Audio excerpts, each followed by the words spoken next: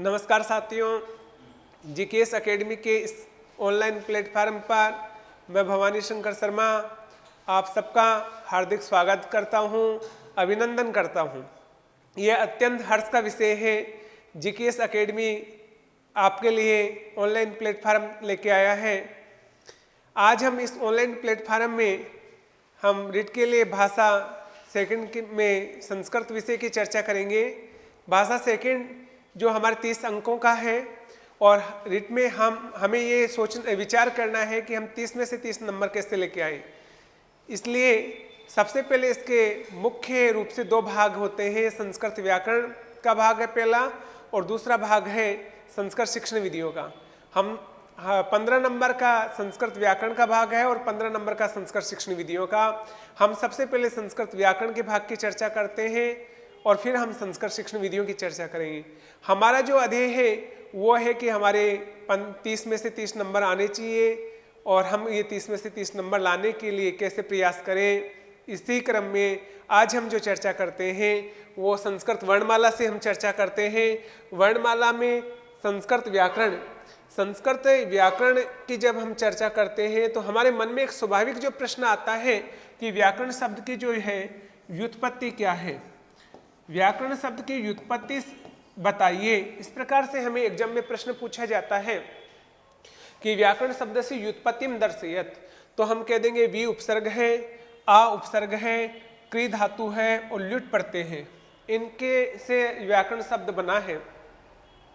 हमें यहाँ पर वी, आ और क्री और ल्युट से भी क्या बनता है, कौन सा शब्द निष्पन्न होता है, ऐसा भी हमें पूछा जा सकता है। साथियों कि दुनिया में सबसे प्राचीन भाषा संस्कृत को माना जाता है और इसकी व्याकरण सबसे समृद्ध व्याकरण मानी जाती है।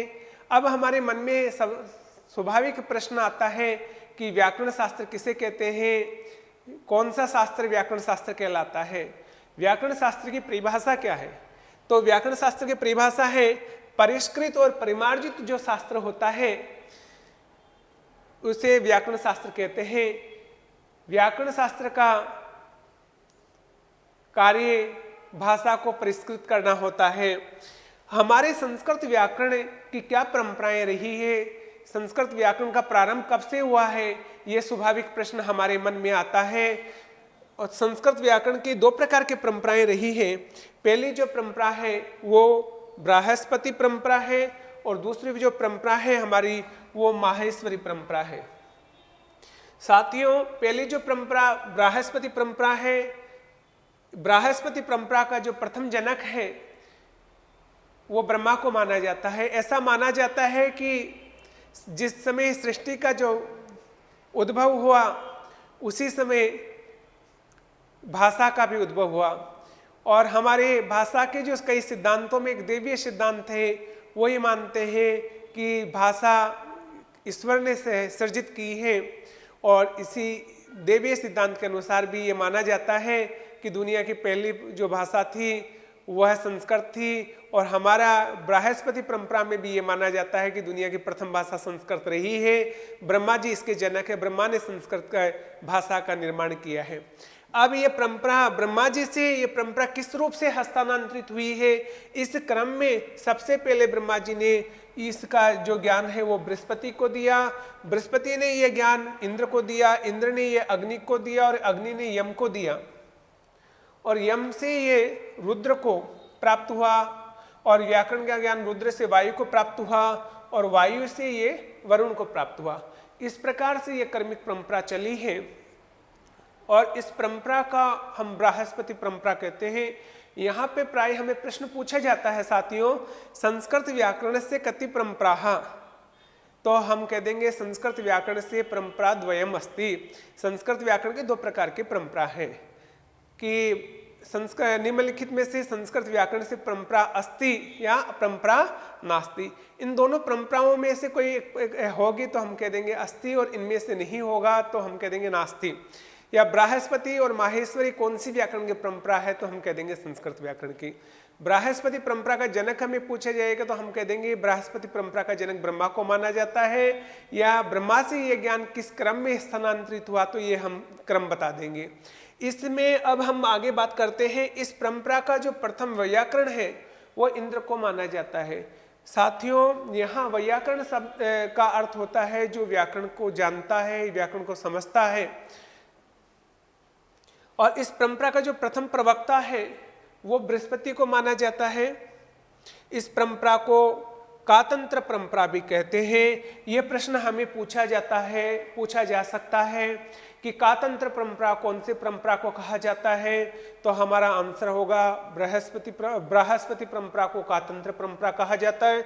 इसको क्यों कहते हैं? कठिनता होने के कारण, क्लिष्टता होने के कारण। साथियों, वर्तमान में ये परंपरा हमारे प्रचलन में नहीं है, इसलिए हम इसके ऊपर अधिक चर्चा क्लास में नहीं करेंगे। हमारे रीट के सिलेबस के अकॉर्डिंग हमें चर्चा करनी है और हम वही चर्चा करेंगे जो हमारे पाठ्यक्रम में है। इसके बाद में हमारी जो अगली जो है परंपरा वो माहेश्वरी परंपरा है।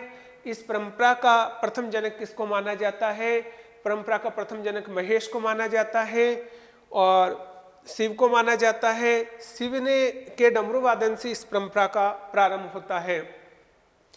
आप सबको विदित होगा कि भगवान शिव यदि ये अत्यंत प्रसन्न होते हैं या अत्यंत क्रुद्ध होते हैं तो वो तांडव नृत्य करते हैं और तांडव नृत्य करते समय वो डमरू बजाते हैं। भगवान शिव के तांडव नृत्य के समय उन्होंने डमरू बजाया और डमरू बजाने से 14 सूत्र निकले हैं। उन 14 सूत्रों से माहेश्वरी परंपरा का प्रारंभ हुआ है। साथियों, यहाँ पे दे रखा है व्याकरण शास्त्र की त्रिमुनि। इस व्याकरण शास्त्र की त्रिमुनियों की हम चर्चा बाद में करेंगे। इससे पहले एक बार हम चर्चा करना चाहेंगे हमारे माहेश्वरी सूत्रों की। माहेश्वरी सूत्रों कौन कौन से हैं? अब हम बात करते हैं माहेश्वरी सूत्राणि। अब यहाँ पे हमें प्रश्न पूछ लिया जाता है माहेश्वरी सूत्राणि कति सन्ति, तो हमारा जो आंसर आएगा माहेश्वरी सूत्राणि कति सन्ति, तो हमारा आंसर आ जाएगा 14। माहेश्वरी सूत्राणि कति सन्ति, तो हमारा आंसर आएगा 14। या 14 कीदृशानि सूत्राणि, तो हमारा आंसर आएगा माहेश्वरी सूत्राणि। ये प्रश्न अमूमन प्राय हमें पूछ लिया जाता है कि माहेश्वर सूत्राणि कति सन्ति? 14। 14 कीदृशानि सूत्राणि? माहेश्वरी सूत्राणि। अब इसमें हमें इन सूत्रों को याद करना है, 14 सूत्रों को। ऐ उण रील ऋक ए ओंग ऐ औचे हयवरट लण यमगणनम झबय गणदस जब गणदस खप छटथ चटतौ कपय ससर हल। ये हुई हमने 14 सूत्रों की बात की। अब इसमें से हमें प्रश्न ऐसे भी पूछा जा सकता है निम्नलिखितसु 14 माहेश्वरी सूत्रेषु अस्ति या नास्ति। ये सूत्र हमें याद होंगे तो हम इस प्रश्न का जवाब दे पाएंगे कि निम्नलिखित इन 14 सूत्रों में से है या नहीं। तो हम याद होंगे तो इनमें से होगा तो कह देंगे अस्ति, और इनके अलावा होगा तो हमारा जवाब हो जाएगा नास्ति। ये हमने बात की माहेश्वर सूत्रों की। अब हम इनमें थोड़ी चर्चा करते हैं। इन सूत्रों को दूसरा नाम जो है माहेश्वरी सूत्रों का दूसरा नाम प्रत्याहार सूत्र भी है, क्योंकि इन्हीं सूत्रों के आधार पर प्रत्याहारों का निर्माण होने के कारण इन सूत्रों को माहेश्वरी सूत्र भी कहते हैं। क्योंकि जो प्रत्याहारों का जो निर्माण है वो माहेश्वरी सूत्रों के आधार पर ही होता है। अब हमारे मन में एक स्वाभाविक जो प्रश्न आता है कि प्रत्याहार क्या है, तो साथियों सूत्रों का जो संक्षिप्तीकरण करने की जो प्रक्रिया है, सूत्रों को संक्षिप्त करने का जो तरीका है वो प्रत्याहार कहलाता है। अब हम 14 सूत्रों में क्या विशेषता है उनके बारे में हम चर्चा कर लेते हैं। इन माहेश्वरी सूत्रों के प्रारंभिक 4 सूत्रों में सारे स्वर आ जाते हैं। ऐ उण रील ऋक ए ओंग ऐ ओच, प्रारंभ के जो 4 सूत्र हैं उसमें पूरे स्वर आ जाते हैं, अच आ जाते हैं। और 5वें और 6ठे सूत्र में अंतस्थ वर्ण आ जाते हैं, यर लवय का प्रयोग हुआ है। 7वें सूत्र में प्रत्येक वर्ग का 5वां वर्ण हमें प्राप्त होता है। 8वें और 9वें सूत्र में प्रत्येक वर्ग का 4था वर्ण हमें प्राप्त होता है। 10वें सूत्र में प्रत्येक वर्ग का तीसरा वर्ण लिखा हुआ है, और 11वें और 12वें सूत्र में प्रत्येक वर्ग का दूसरा या पहला वर्ण लिखा हुआ मिलना, और 14वें और 13वें और 14वें सूत्र में ऊष्म वर्ण श 4 वर्णों का प्रयोग हुआ है। साथियों, मुख्य रूप से यह समझनी है कि प्रारंभिक 4 सूत्रों में सारे स्वर आ जाते हैं और अंतिम 10 सूत्रों में सारे व्यंजन आ जाते हैं, सारे हल आ जाते हैं। पूरे स्वर और व्यंजन, पूरी वर्णमाला का ज्ञान हम इन माहेश्वरी सूत्रों के माध्यम से हमें हो जाता है। और इन प्रत्याहार सूत्रों या माहेश्वरी सूत्रों के अंतिम वर्ण की इत्संज्ञा होती है, और इन सूत्रों के 15 वर्ण इत्संज्ञक वर्ण हैं। यह प्रश्न हमें पूछा जा सकता है कि इत्संज्ञक वर्ण कितने होते हैं, तो हमारा जो आंसर है वो होना चाहिए 15, क्योंकि इन प्रश्नों में प्राय स्टूडेंट भ्रमित हो जाते हैं। इसलिए हो जाते हैं क्योंकि प्रत्येक सूत्र का अंतिम वर्ण इत्संज्ञक माना जाएगा, इसलिए सूत्र कितने हैं, कुल 14 है। तो ये छात्र इसका प्राय जवाब देता है इत्संज्ञक वर्ण कितने होते हैं, 14। वो 15 इत्संज्ञक वर्णों के बारे में उसका चिंतन नहीं हो पाता। वो 15वां इत्संज्ञक वर्ण कौन सा है जिसकी हम चर्चा करेंगे। साथियों, जो हमारा सूत्र है लण के लय में जो अ है, उस अ की भी इत्संज्ञा होती है। 15वां इत्संज्ञक वर्ण क्या है, लय के अंदर स्थित अ माना जाता है। अब ये क्यों माना जाता है, क्या माना जाता है, इसकी चर्चा हम यहाँ नहीं करेंगे, क्योंकि ये रीत की दृष्टि से हमारे लिए इतना ही पर्याप्त है, और इसकी किसी को ज़्यादा ज्ञान की आवश्यकता है तो हम इसकी चर्चा बाद में करेंगे। अब इन सूत्रों में है वर्ण का 2 बार प्रयोग हुआ है। साथियों, हमारे मन में एक जो प्रश्न आया था, प्रत्याहार किसे कहते हैं या प्रत्याहार क्या है, तो सूत्रों के संक्षिप्तीकरण को प्रत्याहार कहते हैं। सूत्रों का निर्माण करने वाला सूत्र कौन सा है, प्रत्याहारों का निर्माण करने वाला सूत्र कौन सा है, तो प्रत्याहारों का निर्माण करने वाला सूत्र है आदिरंत्येन सहेता। आदिरंत्येन सहेता का क्या मतलब है, प्रारंभिक वर्ण से लेकर अंतिम वर्ण तक सभी वर्ण लिखने चाहिए। ध्यान रखें, किसी भी सूत्र का अंतिम वर्ण प्रत्याहार में नहीं लिखा जाता। माने 14 जो माहेश्वरी सूत्र है, उसका प्रारंभिक वर्ण से लेकर और अंतिम जो हलंत वर्ण है वहां तक के सारे वर्ण को हम प्रत्याहारों में लिख सकते हैं। जैसे हमें अच प्रत्याहार बनाना है तो हम अच प्रत्याहार बनाएंगे। अच प्रत्याहार हम बनाएंगे तो हमें कहां से कहां तक के, हम प्रारंभिक अच प्रत्याहार में ऐसे लेकर और अंतिम वर्ण च तक की बात करेंगे, और इनके आई उण रील के ए ओंग आई औच, ये 4 सूत्रों में के बीच के अंतर्गत जितने भी वर्ण आएंगे सब वर्णों की हम गिनती करेंगे, केवल अंतिम हलंत वर्ण को छोड़कर। इसलिए अच प्रत्याहार में हमें जो काउंटिंग करनी है वो ऐसे लेकर, और हमें कहाँ तक की गिनती करनी है, च तक की गिनती हमें करनी है, ऐसे च तक की। तो अच में हमारी जो बात है, हमारी जो चर्चा होगी वो ऐसे च तक की होगी, ए ई उ, ए ई उ। इसके बाद में हम री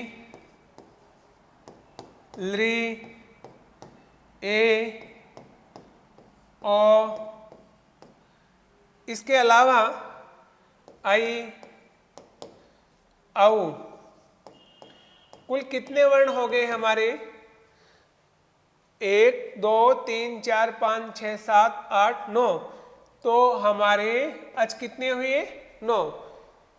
अब ये अच क्या है, प्रत्याहार। प्रत्याहार किसे कहते हैं, ये जो हम पहले पढ़ चुके हैं, सूत्रों का संक्षिप्तीकरण प्रत्याहार कहलाता है। और प्रत्याहार का निर्माण किसके आधार पर होता है ये भी हम पढ़ चुके हैं, माहेश्वरी सूत्रों के आधार पर किया जाता है, इसीलिए माहेश्वरी सूत्रों को प्रत्याहार सूत्र कहते हैं।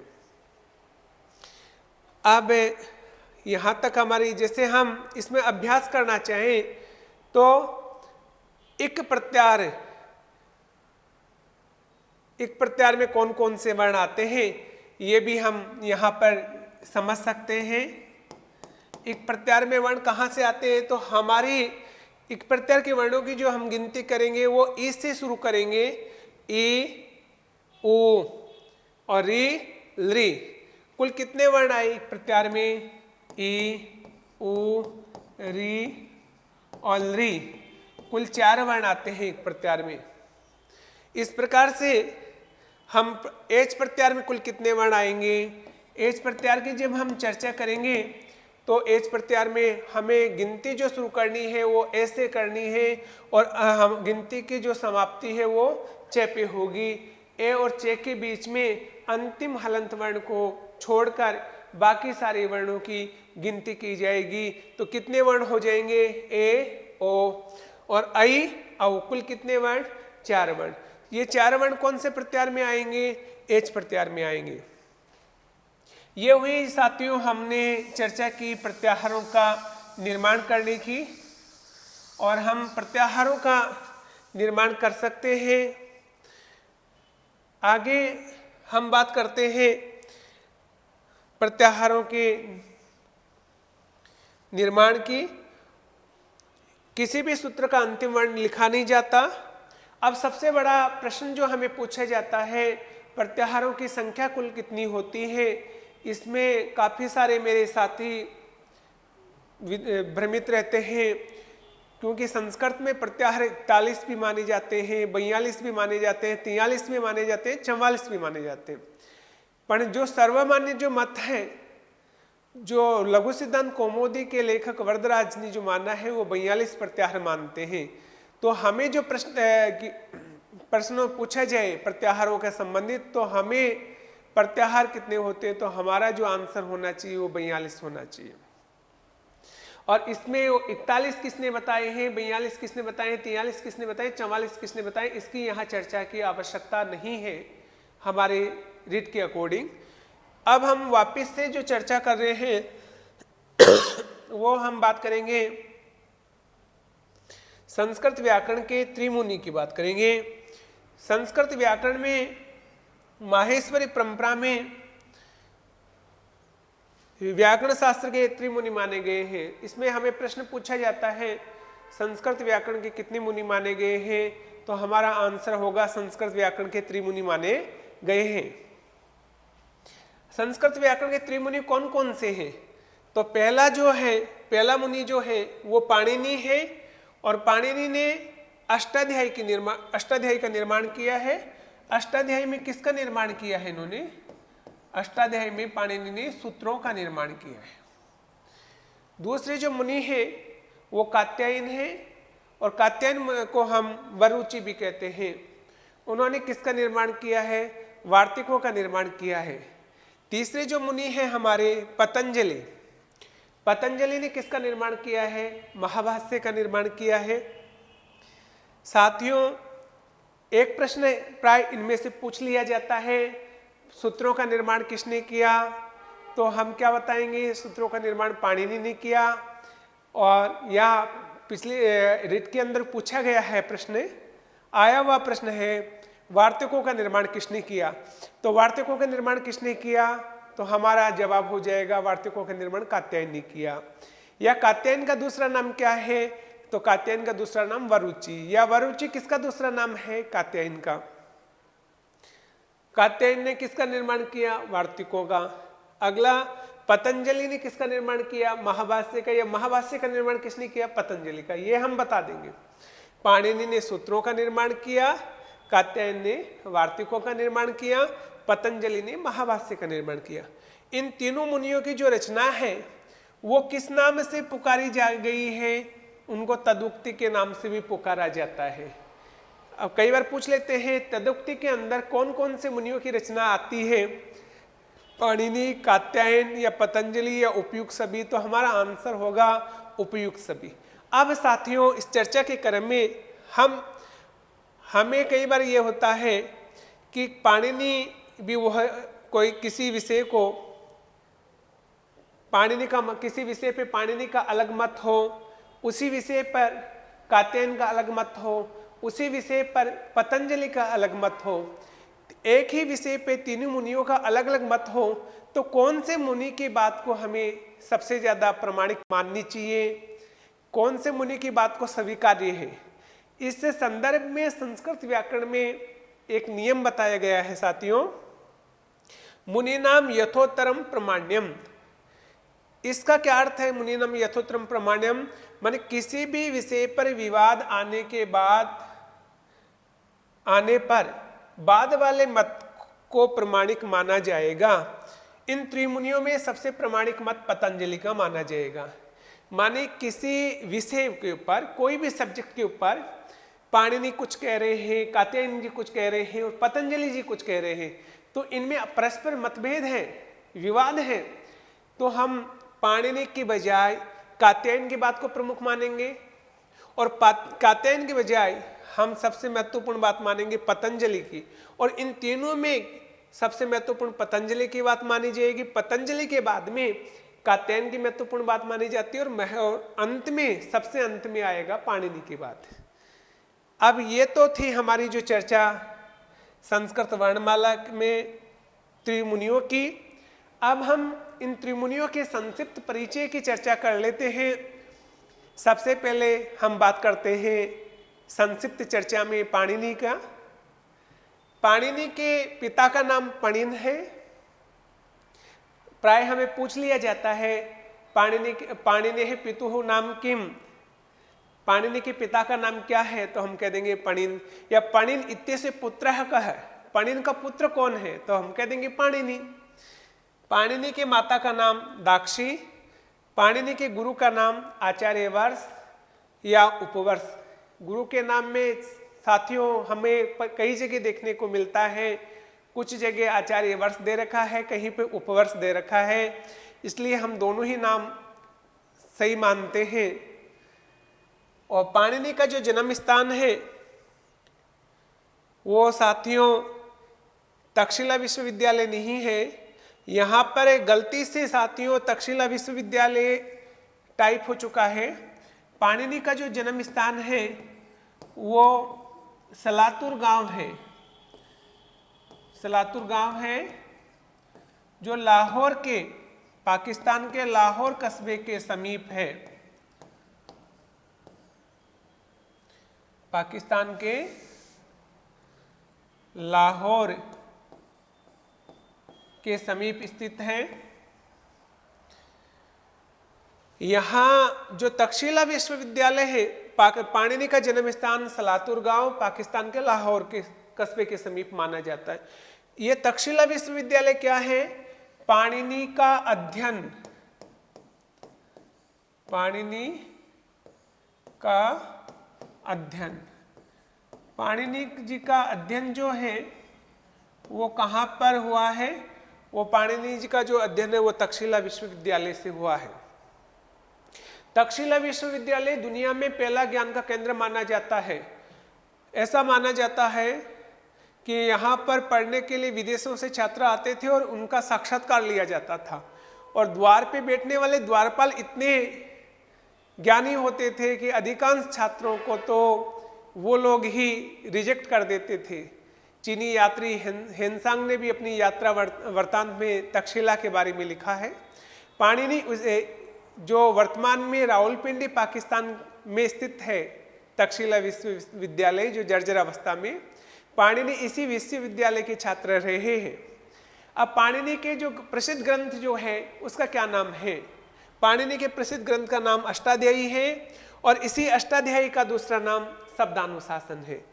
अब कई बार साथियों हमें पूछ लिया जाता है पाणिनि प्रसिद्धम ग्रंथम किम, पाणिनि का प्रसिद्ध ग्रंथ क्या है, या अष्टाध्यायी इति ग्रंथम कस्य अस्ति, अष्टाध्यायी इति ग्रंथ कस्य अस्ति, अष्टाध्यायी ग्रंथ किसका है। तो पाणिनि का प्रसिद्ध ग्रंथ का नाम अष्टाध्यायी है। अष्टाध्यायी इत्यस्य अपरम नाम किम, अष्टाध्यायी का दूसरा नाम क्या है, तो साथियों अष्टाध्यायी का दूसरा नाम शब्दानुशासन है, या शब्दानुशासन कौन से ग्रंथ का नाम है, तो हम बता देंगे अष्टाध्यायी। अब अष्टाध्यायी में 8 अध्याय है साथियों, और प्रत्येक अध्याय में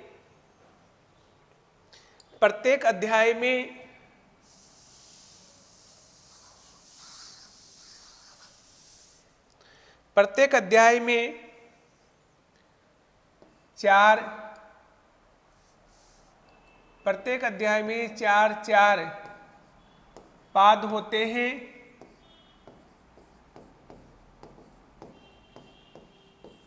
इसलिए 8 अध्याय होने के कारण प्रत्येक अध्याय में चार चार पाद होने से कुल 32 पाद माने गए हैं। माने एक अध्याय में पाद का मतलब उपविभाजन, अध्याय का मतलब विभाजन। प्रत्येक अध्याय में 8 पाद है, अध्याय हैं और प्रत्येक अध्याय में चार चार पाद हैं। इसलिए अष्टाध्यायी में कुल कितने पाद हैं? यहां पर 36 पाद नहीं है साथियों, ये गलती से छप गया है 36 पाद। कुल कितने पाद हैं अष्टाध्यायी में? 32 पाद हैं। इसको सही कर लीजिए। और अष्टाध्यायी में पाणिनि के कुल कितने सूत्र दिए हैं? 3978 सूत्र दिए हैं। अब हमारे मन में सबसे बड़ा प्रश्न ये उत्पन्न होता है कि सूत्र किसे कहते हैं, क्योंकि हमारा पाणिनि ने किसकी रचना की है? सूत्रों की। तो हमारे मन में एक मानव स्वभाव होने के कारण, एक मानवीय प्रवृत्ति के कारण हम हर विषय को जानना चाहते हैं। ये हमारी स्वाभाविक प्रवृत्ति है और साथियों जानना चाहिए, जिज्ञासु होना चाहिए। जो छात्र जितना जिज्ञासु होता है वो इतना ही अधिक सीख पाता है। जैसे एक बहुत ही महत्वपूर्ण चिंतक ने कहा है कि अज्ञानी छात्र जो किसी विषय को जानने की इच्छा प्रकट नहीं करता, वो उससे बजाय उसकी तुलना में जो कि पूछ लेता है किसी विषय के बारे में, जिज्ञासा रखता है, वो छात्र बेहतर होता है। क्योंकि जिज्ञासा रखने वाला छात्र जब तक उसको जिज्ञासा का समाधान नहीं मिलता तब तक वो मूर्ख होता है। समाधान मिलते ही वो विद्वान की श्रेणी में आ जाता है। और जो जिज्ञासा प्रकट नहीं करता है वो आजीवन अज्ञानी बना रह जाता है। इसलिए साथियों हमें जिज्ञासाएं छिपा के नहीं रखनी है, जिज्ञासाएं प्रकट करते रहना है। हमारे मन की में कोई संदेह नहीं रहना चाहिए, संशय नहीं रहना चाहिए।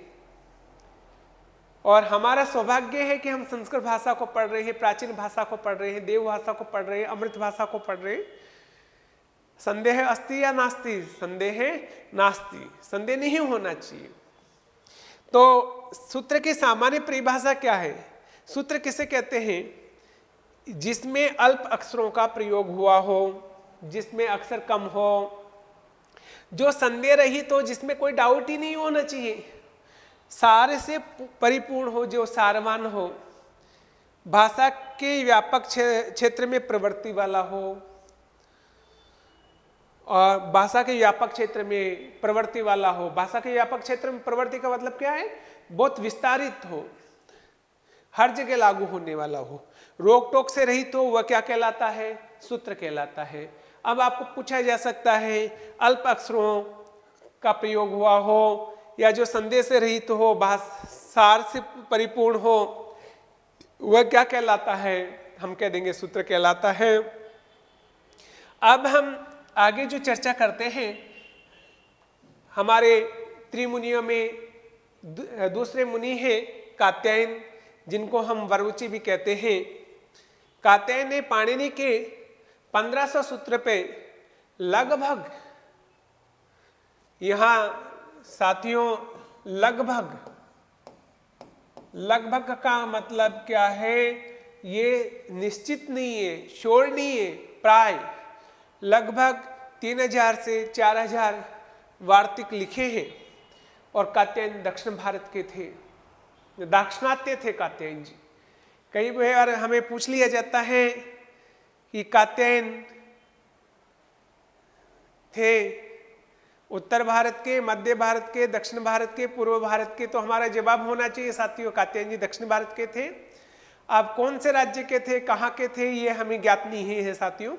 कात्यायन ने क्या लिखे हैं, किसका निर्माण किया है? तो कात्यायन ने पाणिनि जी के 1500 सूत्रों पे 3000 से 4000 से 5000 वार्तिक लिखे हैं। अब वार्तिक किसे कहते हैं, ये हमारा स्वाभाविक प्रश्न है। अब इसमें वार्तिक की हम सामान्य परिभाषा की चर्चा करेंगे कि पाणिनि के द्वारा रचित सूत्रों की व्याख्या की गई है। कहीं कहीं छुटी हुई बात को जोड़ दिया और अस्पष्ट सूत्रों को स्पष्ट किया। वार्तिक में उक्त मानी कही गई, और अनुक्त मानी जो बात कही नहीं गई है, और दुरुक्त मानी जो बात कठिन है, इन तीनों का चिंतन किया है। माने वार्तिक जो लिखा है, कात्यायन के जो वार्तिक हैं वो पाणिनि के सूत्रों पर लिखे हैं, पाणिनि के सूत्रों पर कात्यायन ने वार्तिक लिखे। भाई पाणिनि भी तो आखिर इंसान थे, कोई फरिश्ता नहीं थे, और इंसान का स्वभाव होता है कि वो कुछ कई बार विषय को भूल भी जाता है।